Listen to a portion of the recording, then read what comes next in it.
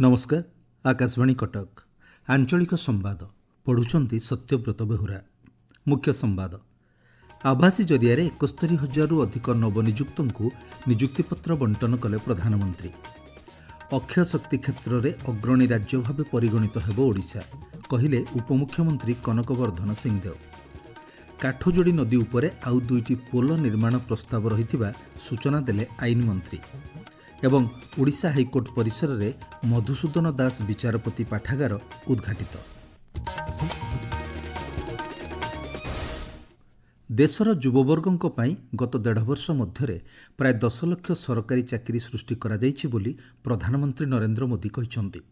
केंद्र सरकार विभिन्न विभाग में आभासी माध्यम प्रधानमंत्री आज 71,000 अधिक नवनियुक्त नियुक्तिपत्र बंटन करिसंति। ଏହି ଅବସରରେ ପ୍ରଧାନମନ୍ତ୍ରୀ କହିଛନ୍ତି ଗତ 10 ବର୍ଷ ମଧ୍ୟରେ ବିଭିନ୍ନ ମନ୍ତ୍ରାଳୟ ଓ ବିଭାଗ ତଥା ସଂସ୍ଥାରେ ନିଯୁକ୍ତି ସୁଯୋଗ ସୃଷ୍ଟି ପାଇଁ ଅଭିଯାନ ଜାରି ରହିଛି। ଗୋଟିଏ ଦେଶର ବିକାଶ ଯୁବଶକ୍ତିର ଶ୍ରମ, ସାମର୍ଥ୍ୟ ଓ ନେତୃତ୍ୱ ଉପରେ ନିର୍ଭର କରେ। 2047 ମସିହା ସୁଦ୍ଧା ବିକଶିତ ଭାରତର ସଂକଳ୍ପକୁ ପୂରଣ କରିବାରେ ଯୁବପିଢ଼ି ଗୁରୁତ୍ୱପୂର୍ଣ୍ଣ ଭୂମିକା ନିର୍ବାହ କରିବେ ବୋଲି ପ୍ରଧାନମନ୍ତ୍ରୀ କହିଛନ୍ତି। सूचना अनुजाई देशर 45टी स्थान में रोजगार मेला आज अनुष्ठित होईछि। नवनियुक्त माने केंद्र गृह, उच्चशिक्षा, स्वास्थ्य और परिवार कल्याण आदि विभाग में नियुक्ति पाइछन्ति। भुवनेश्वर में खनिज एवं वस्तु प्रजुक्ति प्रतिष्ठान CSIR रे अनुष्ठित रोजगार मेला रे राज्य आईन मंत्री पृथ्वीराज हरिचंदन मुख्य अतिथि भाव जोगदे नवनियुक्त मानकु शुभेच्छा जणाइछन्ति।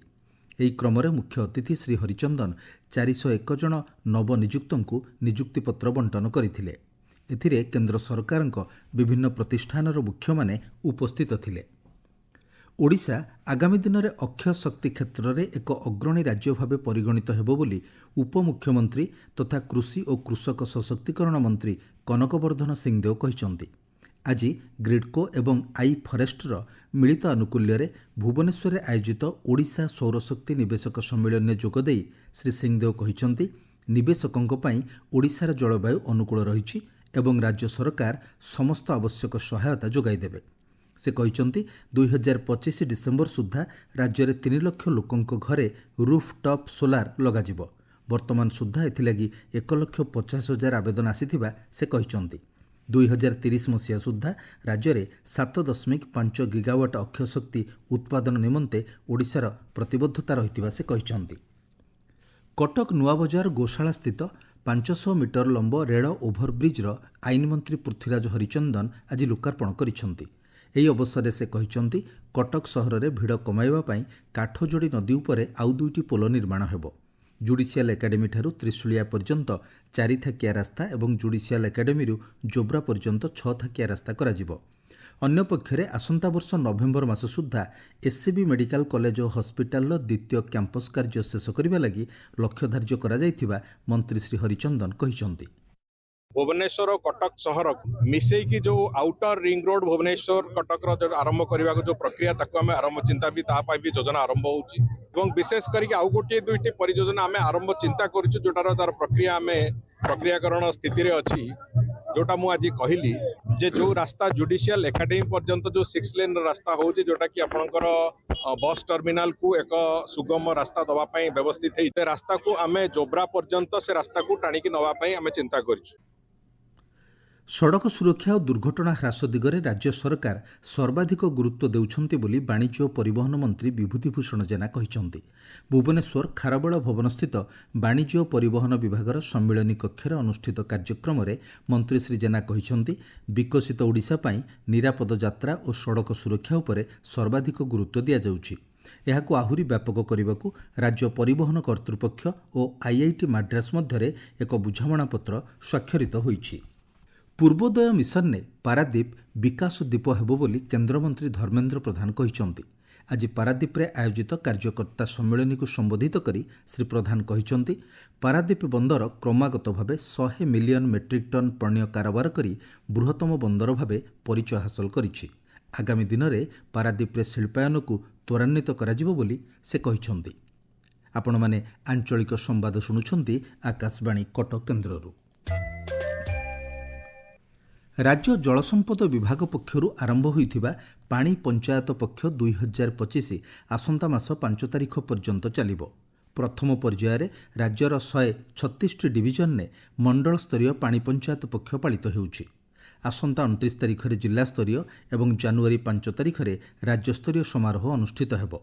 सूचना अनुसार राज्य में 39,000 रु अधिक पानी पंचायत भागीदारीमूलक जल परिचालना करुछंती।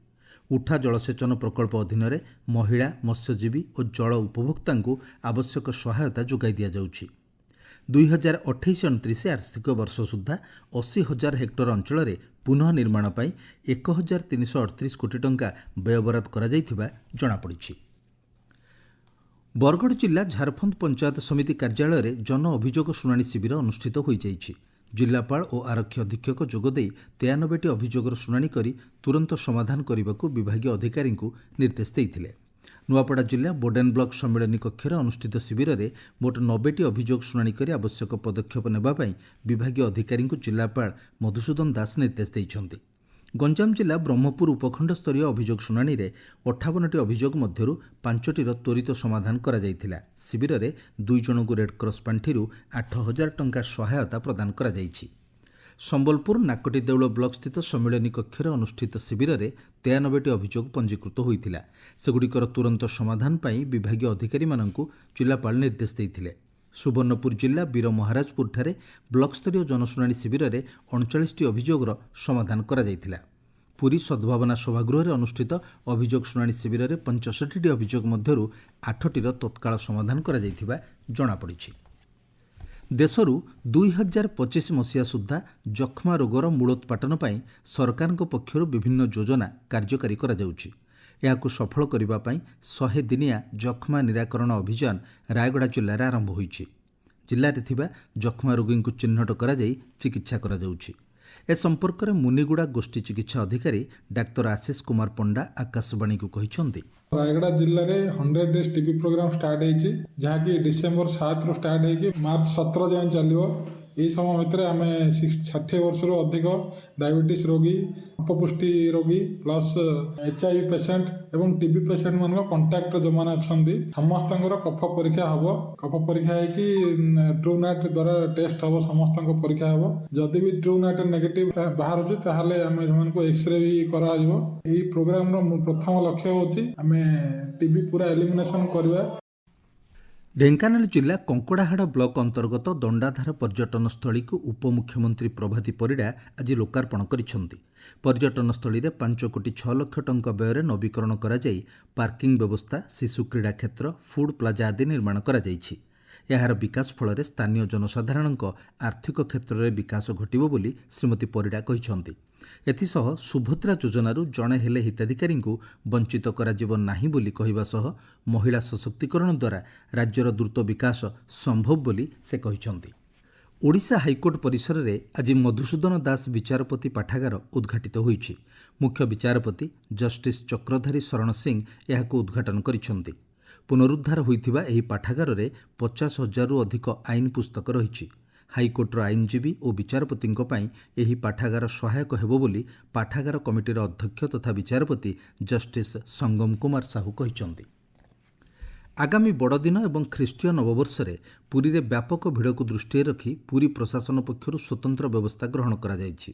जिला आरक्षी अधीक्षक ए संपर्क में सूचना दी कहिसेंति आसंता 31 तारिख में जीरो नाइट सेलिब्रेशन बेले पेट्रोलिंग व्यवस्था को कड़ाकड़ी करा जिवो। बेलाभूमि को आसुथिबा पर्यटकों को सुरक्षित स्नान व्यवस्था जोगाइबा लक्ष्य में पर्याप्त परिमाणर लाइफ गार्ड मुतयन करने को निष्पत्ति निया जाइथिबा जणापड़िछि। पुरी रे आसंता मास 8 रु 10 तारिख पर्यंत हेबाकु थिबा प्रवासी भारतीय दिवस निमंते पुलिस प्रशासन पक्षरु होटेल संघ सह एक समन्वय बैठक अनुष्ठित होई जाइछि। सूचना अनुसार एही उत्सव रे जोग देबाकु प्रतिनिधि माननक पई 51टी होटेल रे स्लॉट बुकिंग पई व्यवस्था करा जाइछि। प्राथमिक पर्यायर 1,500 रु ऊर्ध्व स्लॉट खोला रखा जाइछि। मुख्य संवाद पुणी थरे। आभासी जरिया 71,000 रु अधिक नवनियुक्तों नियुक्तिपत्र बंटन कले प्रधानमंत्री। अक्षय शक्ति क्षेत्र में अग्रणी राज्य भाव परिगणित हेब ओडिशा कहिले उपमुख्यमंत्री कनकवर्धन सिंहदेव। काठजोड़ी नदी उपरे आउ 2टी पोल निर्माण प्रस्ताव रही सूचना देले आईन मंत्री। एवं ओडिशा हाईकोर्ट परिसर में ମଧୁସୂଦନ ଦାସ ବିଚାରପତି ପାଠାଗାର ଉଦ୍ଘାଟିତ। ଆଞ୍ଚଳିକ ସମ୍ବାଦ ଆଜି ପାଇଁ ଏତିକିରେ ଶେଷ ହେଲା।